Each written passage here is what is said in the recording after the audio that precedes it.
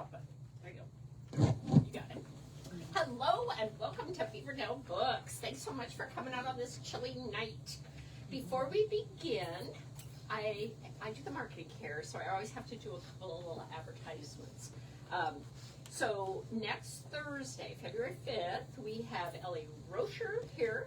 She's going to talk about her book called Fair Game, which is about trans athletes and the future of sports.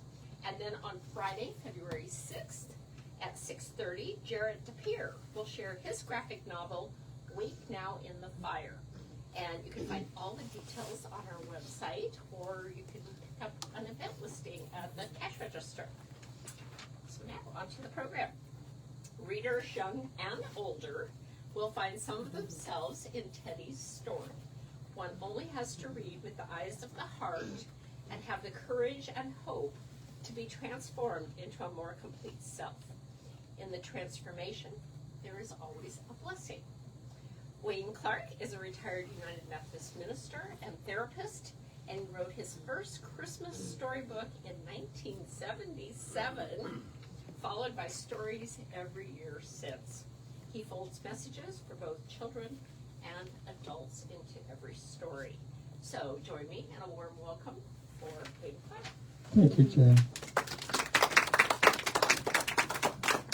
Well, as Jan said, can you hear me? Oh, that might be a little loud. It is a little loud. Yeah. You can turn it down. If it's too loud, I can turn it off. What's that? How's that? Is that better? Good? Yeah, it sounds better. Okay. I have to say to start out, first of all, I'm going to talk, I was asked to talk a little bit about my writing journey, and when Jan put this mic on, it reminded me of a story that happened a long time ago. I was standing in the pulpit. As Jan said, I'm a pastor, retired minister now, and a therapist. So I weave back and forth. I served churches, served on the bishop's cabinet, and also have been a therapist and director of Samaritan Centers across the United States through the years. Samaritan Centers are a holistic health approach to doing the psychotherapies. And so I was serving a parish at this time, and whenever it came time to sing a hymn, I would always turn my mic off. And one time I forgot to turn the mic off, and the what do we call it? What nursery? The nursery was right here with the window so they could see inside, but people couldn't see into them. And the sound system was on so they could hear the service and everything. I forgot to turn my mic off, and this little girl was playing on the floor with all of her toys, and she heard me starting to sing, and she looked up at the nursery attendant and said, "Ew, what's that noise?" So hopefully I don't have to sing a song tonight yet, so I won't have to turn my mic off. Okay, yeah. So I was asked first to tell you a little bit of my story of writing. I've always had an imagination, and all of us do. Let me tell you, everybody has a story, and every story is worth telling. When I was, I believe, in 7th grade, Mrs. Travis was my English teacher in Macedonia, Iowa. Macedonia and Carson were together. And one Friday in English class, she said, "Okay, class, come Monday morning, I want you to bring with you for your writing assignment a poem." And I thought, oh, I've never written a poem before. So I went home, and after I did my chores, I sat down, and after watching an answer, then I looked at my work that I had to do, and I better start writing this. And believe it or not, come Monday morning, I had 23 poems and 4 short stories that I turned in. I got an A. I received the A because the amount of work that I turned in, not because of proofing. I am the worst proofreader. But then after that period of time, I began to enjoy writing and more. And my mother and father went to a farm sale. And my mother came home with a non-electric typewriter. And she was working on her GEDs at the time. And when she wasn't working, and when my homework was complete, then I thought, I wonder if I could write a story. So I sat down and I started to peck on the typewriter, and come to find out, I wrote a 27 single line Western, and I named it Scarlet River. And then after that, in Boy's Life, in the one ads, you could publish a book. And so I wrapped it up, I saved some money, and I sent it off to this publisher. I don't know where it was. Maybe it was Taiwan, I'm not sure. But I'll just say New York. And I sent it to the publisher. 2 weeks later, I got a letter back and said, this story is amazing. And for $1,200, we'll publish your book. Now, we're talking back in 1950s. $1,200? I went to my mother and I said, Mom, can I have $1,200 to get my book published? And my mom looked at me and said, you're nuts. So I never got my book published, that book published. But moving along, we had a creative writing instructor in college, and I took her class, or his class. And in those days, in the 60s, this creative writer, he would sit at his desk and he would talk about class. And come on in, John and Joan.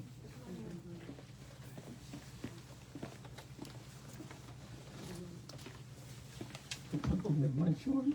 You're welcome. He would sit here with a cigarette, and the cigarette was non-filtered, and the action would be this long before you flick it on the floor, and talk like that. And one of the assignments he said for us, we have to write and turn in, he wanted us to write 25 minutes straight. Forget about the punctuation, the paragraph, just write 25 minutes straight. What he wanted to see was our flow of conscious. Well, let me tell you, years later, those people in the know about writing say, don't do that. Don't do that. In proprioceptive writing, the kind of writing that I try to do, where thought and feeling is blended together, and if you say something like, the little boy was afraid, well, you have to explain what that fear is for that little boy. And then also in proprioceptive writing, they talk about when you write slow, think, let your feelings come into your words. Write your feelings in your words. And then my style of writing has been narrative for the most part. And narrative writing, Emily Dickinson says, when you write narrative, tell the truth, tell it slanted, and the results will amaze you. And so I always try to amaze myself rather than fall asleep. And, so that started my writing journey. And with this creative writer, by default, I did what he said I was supposed to do. I received a B in the class, and that was okay. I was still above my grade point, so that was good. That was good. Then I have to step back a couple feet to say, when I was a senior in high school, I worked on the farm for some dear friends of ours who became like my second parents.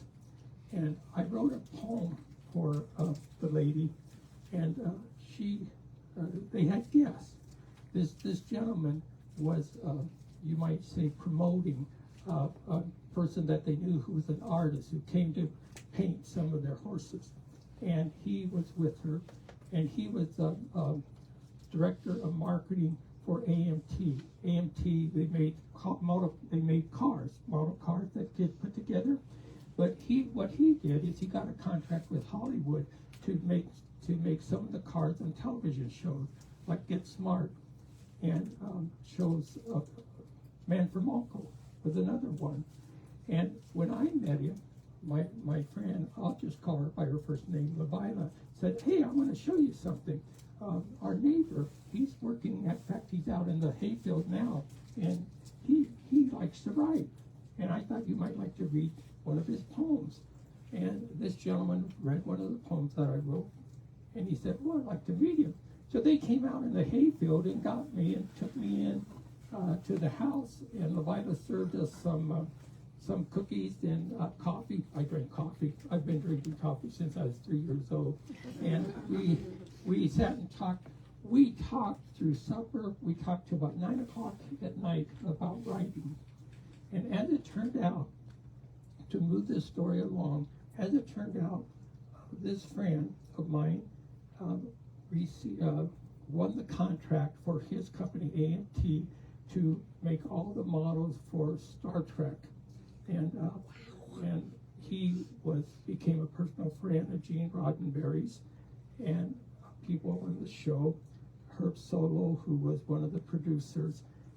And my junior year in college, he invited me to come out to Los Angeles, and I met all these people. And so this was my first introduction to Star Trek and to Gene Roddenberry and to my friend. And my friend became my mentor in writing. My junior year, my college paid my way to go to Phoenix for a speaking contest, and it only cost me $21 in those days to fly to Los Angeles. Well, by that time, my friend, his adopted name was Steve Whitfield. His book had sold so many copies, that he and Gene Roddenberry bought a yacht together. So they took me sailing to Catalina Island and etc. And then we spent a lot of time talking about writing, and they wanted to see. Roddenberry was always interested in seeing what I had written, and so I would show him, and we would talk, and etc. And what happened then was I ended up going to Los Angeles and spending, after I graduated from college, spending 9 months. I was going to spend a year, but as it was, I decided to come back to the Midwest. I was going to be on a speaking tour, but during the time I was there, I did research on the conversion experiences of LSD users to Pentecostal religions, and that was my first published article. And since that time, moving forward, I would continue to write, and my wife and I had some experiences in genetics when I was working on my doctorate program. And at the University of Iowa, I designed a course with the head of the genetics department in pediatrics to teach non-medical professionals the basics of genetics. And then I would travel with them on their genetic teams to work with families when the diagnosis was given for their children or their babies with genetic disorders, and I would help them through the process and get them connected to somebody as a therapist or a pastor or a priest, in a couple cases a rabbi, that might also then continue to support them. That led into my first professional published articles on the human genome, which came later. But the prior to that was my first international journal that accepted an article on pastoral counseling and medical genetics. And in those days, that was the early stages of pastoral counseling and genetics. So that then brought an invitation for me to be of 25 other people to participate in the first Human Genome Conference when the Human Genome started. And we participated at Georgetown University, and we were immersed into where the Human Genetic Institute was in creating the human genome. And that moved me into writing more articles, and I've had 2 international articles published in the human genome and counseling, marriage and family therapy counseling with families with genetic disorders. I continue still to write my Christmas stories every year. And so that brought me to a very, very dear friend of mine invited me. He said, let's go to this workshop. He liked to write too. And we went to a workshop called with Realm Makers. And while we were there at the workshop, it was several days long. The publishers were there. And I happened to go to one of the publishers. The publishing company was called Fruit Bearer. And Fruit Bearer, the lady's name was Candy Abbott, who owned the publishing company. And she said, do you write? I said, well, yeah, I try to. She said, well, what do you write? I said, well, I've written some professional articles, and now I've had 2 published internationally, but I also write short stories at Christmas time. She said, oh, I'd like to see some. So when we got home, I sent her some of my short stories, and the next thing, I think she either called me or got a letter, doesn't matter, and said, I think we would like to publish some of your books or some of your stories. And so my first book that was published was Christmas Stories. I brought a copy to show you. This was the first book that was published by Fruit Bearer. And then one of the couple years, well, the next year, I wrote a book, and it was a narrative, dialogue, descriptive writing, and what we call proprioceptive writing, which I said earlier, the type of writing I do a narrative or like to do. Proprioceptive writing, again, is when you write, you write to let your imagination be your guide and to move you along into the story, but never leave your feelings behind. So you bring your feelings and your thoughts connected to the story. And so Potato Christmas is an imaginative story about a family that lives through the Irish potato famine and what happens to them. My publisher liked this enough that she had this published. Following then comes Boy on the Farm. This was the next book that she published. As soon as this book was published, she, a year prior, she emailed me. We would email a couple times a week back and forth, and she had cancer. She was diagnosed with cancer. And so when this was published, her cancer was progressing pretty rapidly, and she died shortly after this book. One of the things that I had the privilege of, besides her and her editor working with me on a weekly basis, was my dear friend who invited me, and he and I went to Realm Makers. He would read some of my chapters or pieces of my work, and then he would give me some critiques on it. And I'm not sure I could do this like I've been invited to do if it wasn't for his walking this journey with me and supporting me. I would say that every writer needs support. And in every story, that support opens up doors for you to look at your story a little differently. Boy on the Farm, what happened with my publisher, she transferred, well, you had to sign off, and all the authors that signed off, she transferred them to a publishing company in Sarasota, Florida, called Pepper Tree Press. And now Pepper Tree Press owns the rights to publish four of my books. They have published 2 of them, and we're just about ready now to. If I don't buy any more socks for the next 6 months, I can send another book for her to publish. I would like to share with you some excerpts from my story. I call it my story, but this book, A Boy on the Farm. And Jen was so kind to read something about Teddy. Teddy is the main character, and he walks us through the story and tells us about his own life and his own life struggles, his happiness and his joy. And he makes a distinction between happiness and joy.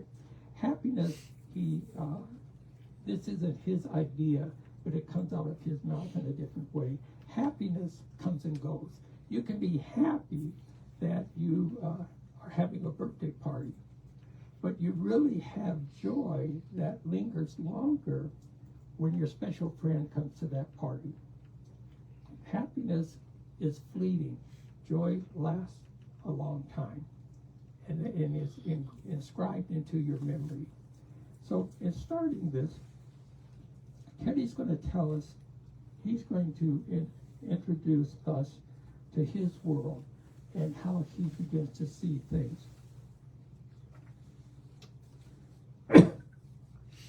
I wonder if Mrs. Maxine Kate, my Sunday school teacher at Spring Creek Methodist Episcopal Country Church on the gravel road 2 miles south of our farm, really understood that she didn't have it quite right. Maybe it was because the minister always came on Sunday, or because those who should know, Luke and Matthew, said Jesus walked out of the tomb on the day after the Jewish Sabbath, also a Sunday. I'm not sure why they had it all wrong, but they did. I know for a fact that the first day of the week is not Sunday, but actually Monday. How do you know that, you ask? Monday is the first day of the week because on the third Monday in the month of August, from the beginning of creation, school started. On that first Monday morning of the school year, a booming voice came from the bottom of the stairway saying, "Victoria, Theodore, Ruby, it's time to get up. The bus is coming soon." I found out in later years that soon was a relative term.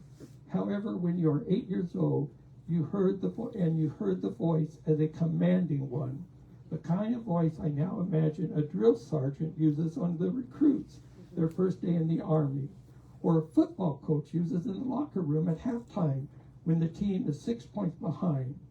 It was truly a no-nonsense voice.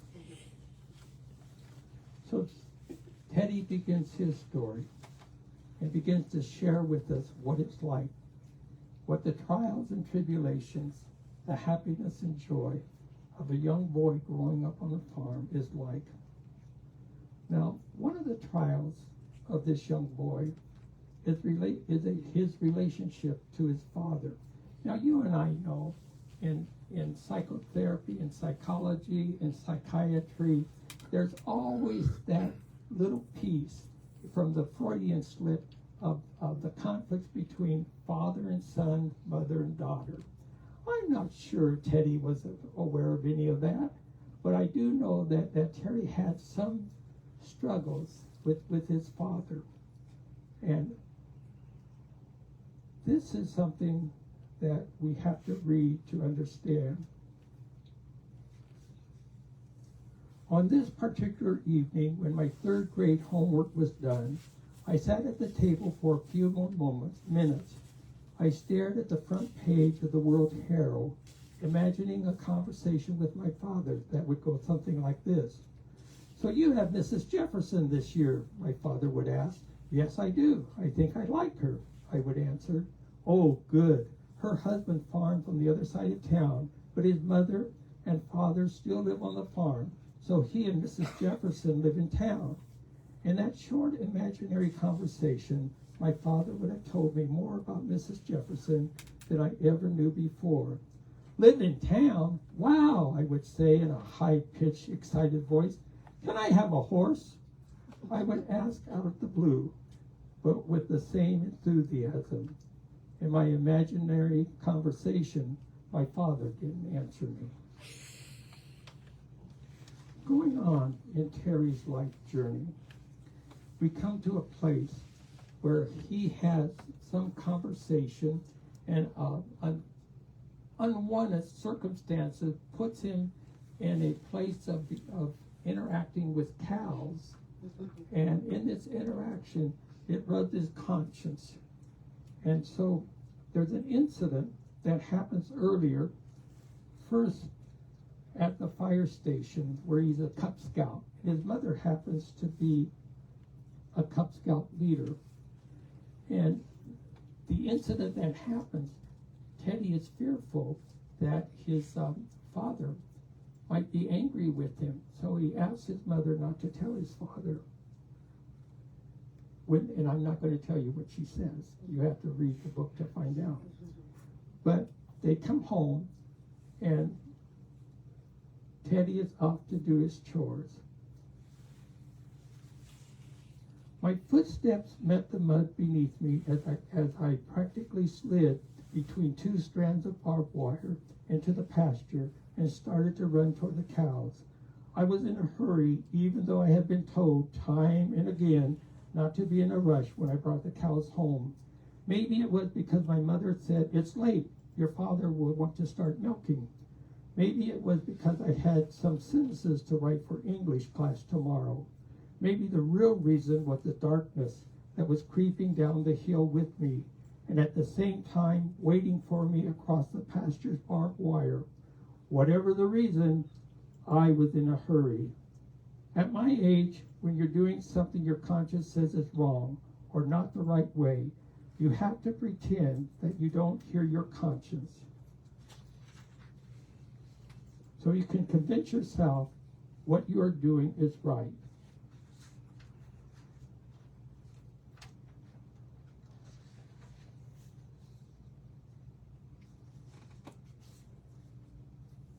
Teddy finds out when he is in 7th grade that Mrs. Markham, his teacher, assigns all of her students the homework to write a poem. Teddy's poem, you'll have to read to see if what he says in the poem. And his poem, a boy's poem, let me just say it this way. The teacher, Mrs. Markham, was going to send to the Carson newspaper a boy's poem to be published and a girl's poem to be published. Teddy's poem was, she said, was the one that won the prize for the boys. So it was going to be published. But this is what Teddy said after writing that poem.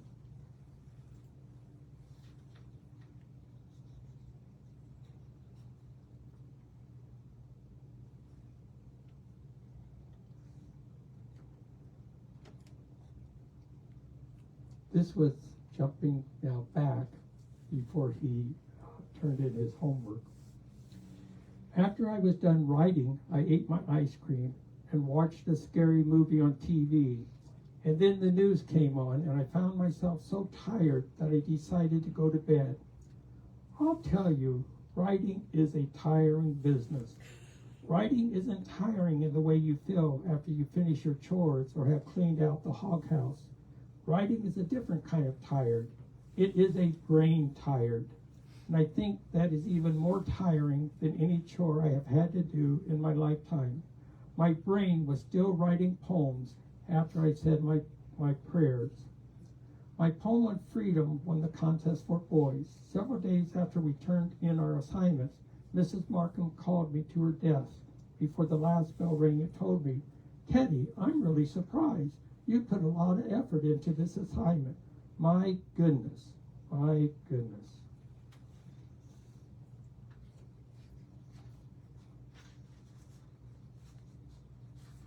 Moving along, their family moved from one farm to another farm. And after the move, they have a housewarming. You know how it used to be when farms were smaller and you moved to a new neighborhood? The gathering neighbors would come and give you a housewarming. Might bring you a little present, might bring you some cake and pie, and you'd have a great evening. Well, Teddy thought that was pretty neat. You know, he got to eat a lot of dessert. And then after or in the house warming party, he says,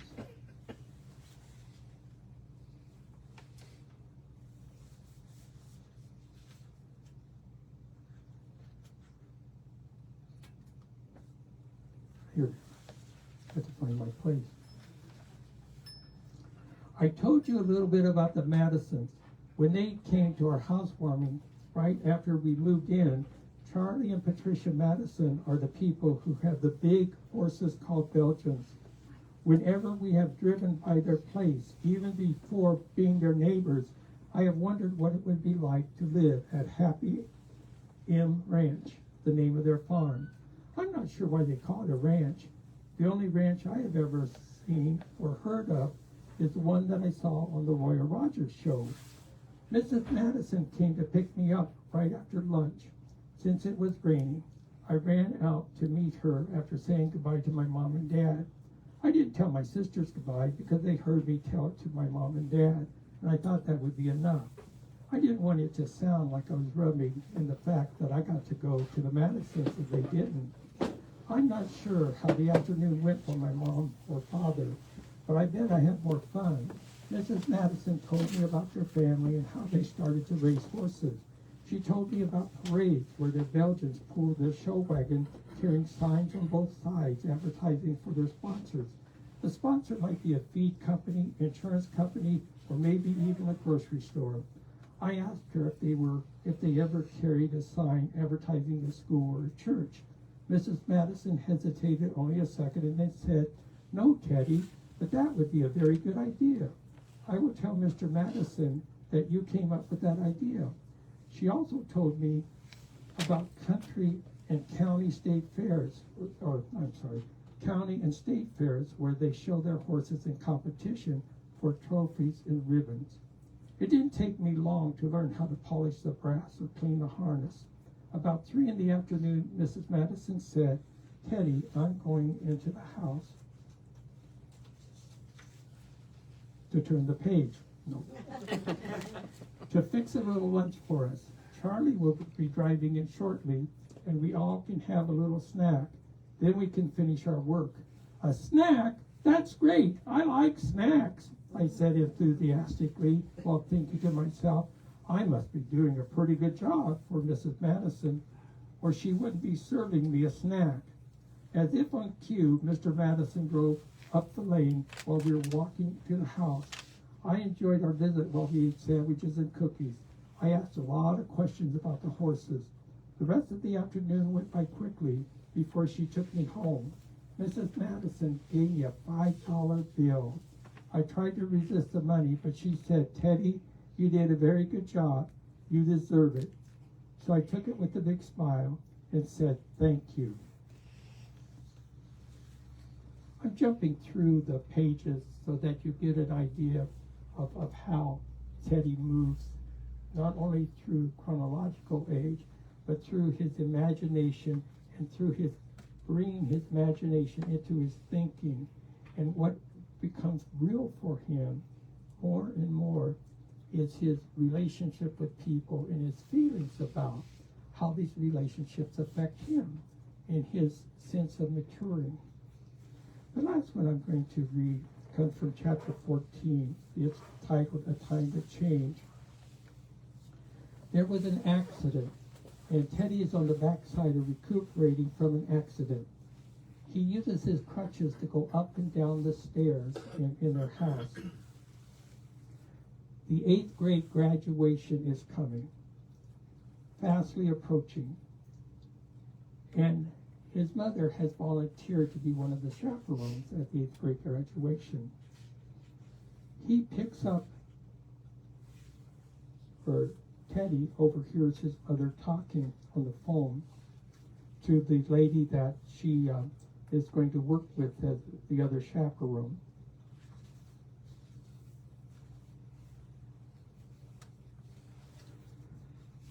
Early on this particular Saturday morning, as I hobbled down the stairs, still not willing to give up my crutches, I heard my mom talking to someone on the phone.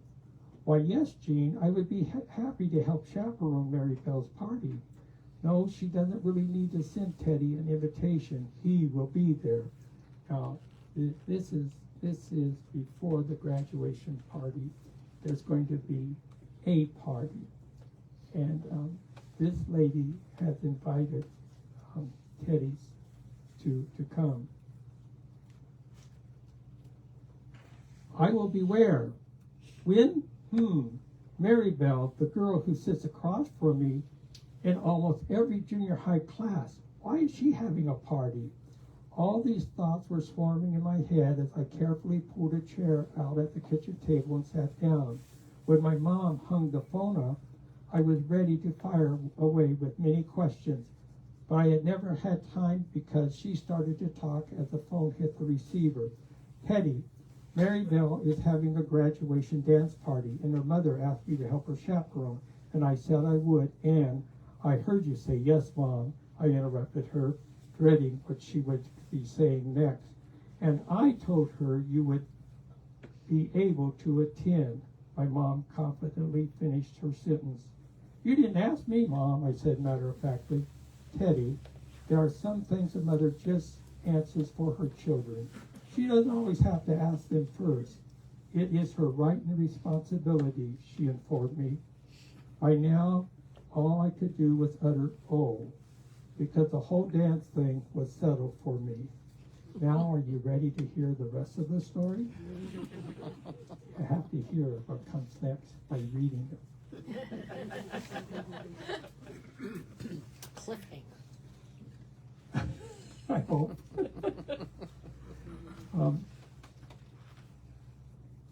I'm so appreciative of Beaverdale Books to invite me to come to speak this evening.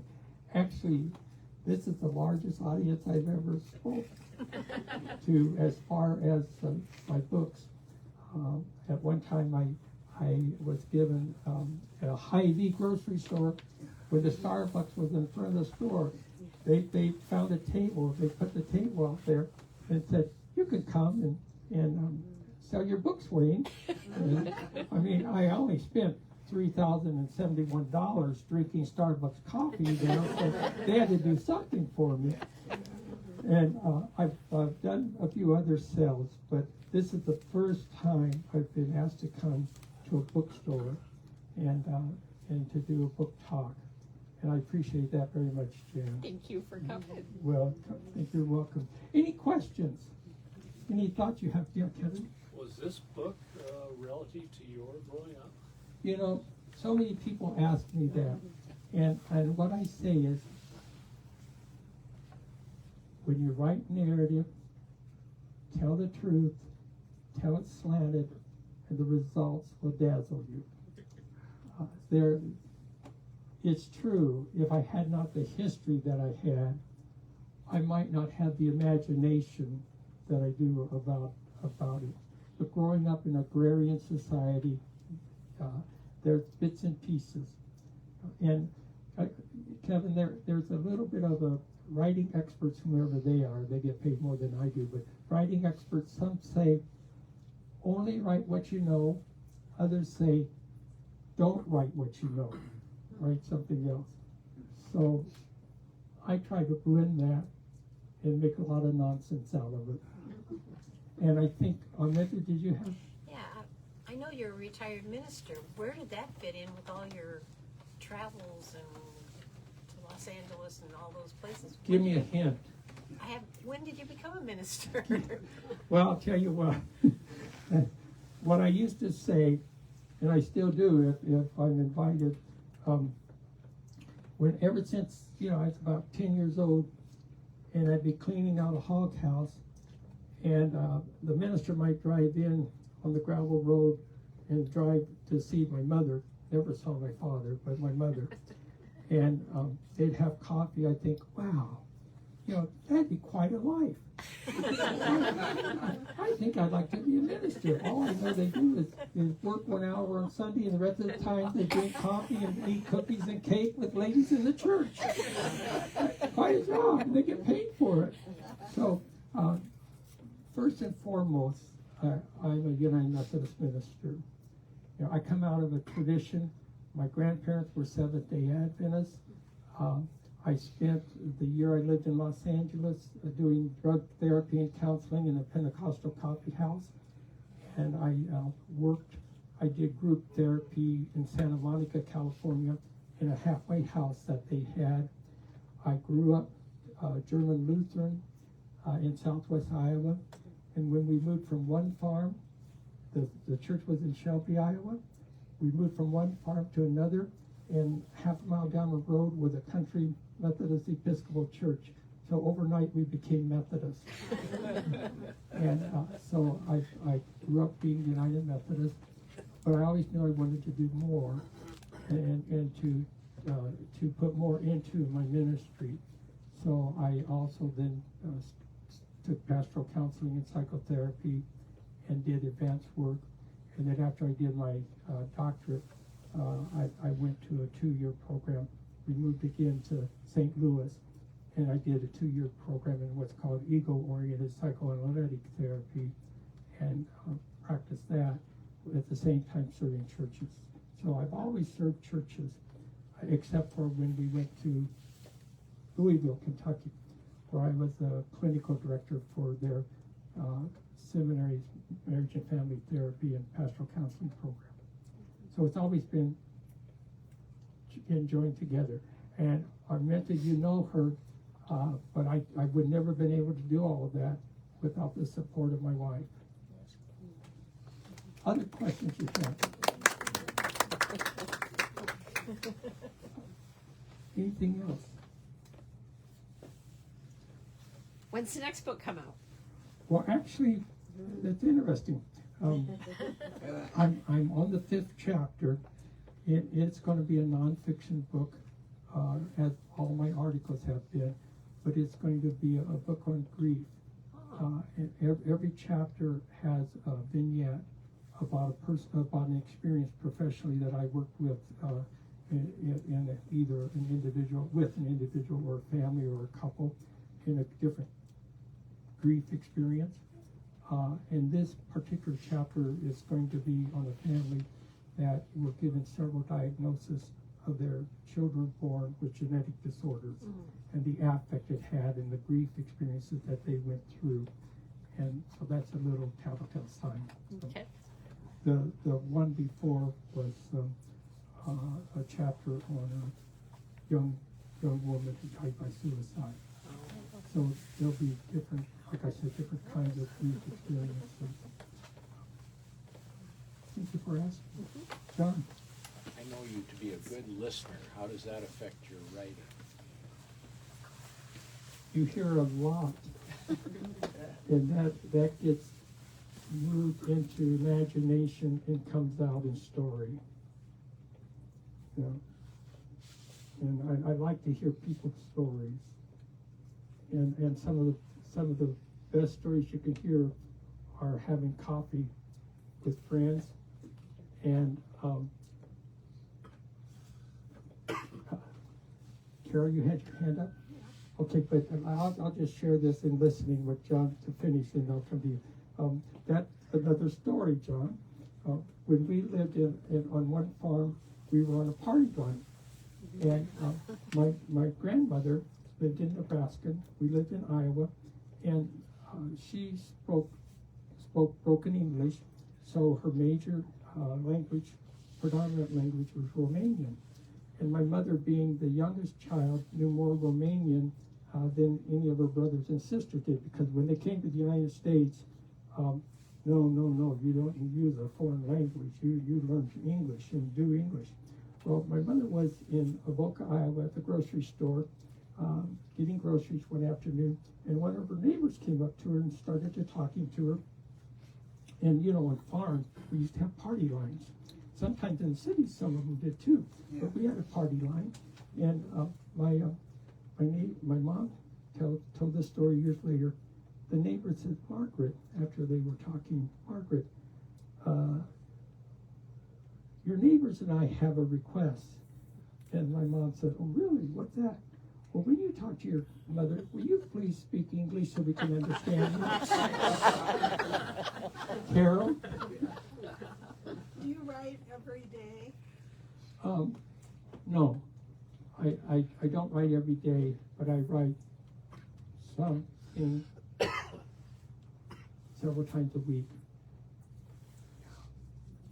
And of course, when I was serving parishes full-time or doing psychotherapy full-time, you always have to be writing to think about where you're going to go next, and what you're saying to people, is it believable? But there are people who write every day, and that opens up creativity for them. Yeah. And what I do, all my manuscripts, I write longhand, because what I've learned, and then I go to the, what do we call it now, on Word on the computer. But I write longhand because what we know in neuroscience is when you write like this, neurotransmitters in your brain jump passageways different than when you just do this. And this is the best way to start. Your flow of thinking and emotion get connected easier than when you're doing it on the computer. Yeah. Other questions? Well, Jan, take it back to you. Thanks for coming, and I think you'll be signing some books, right? I would love to. All right, let's hear it. And thank you for having me. Thank you.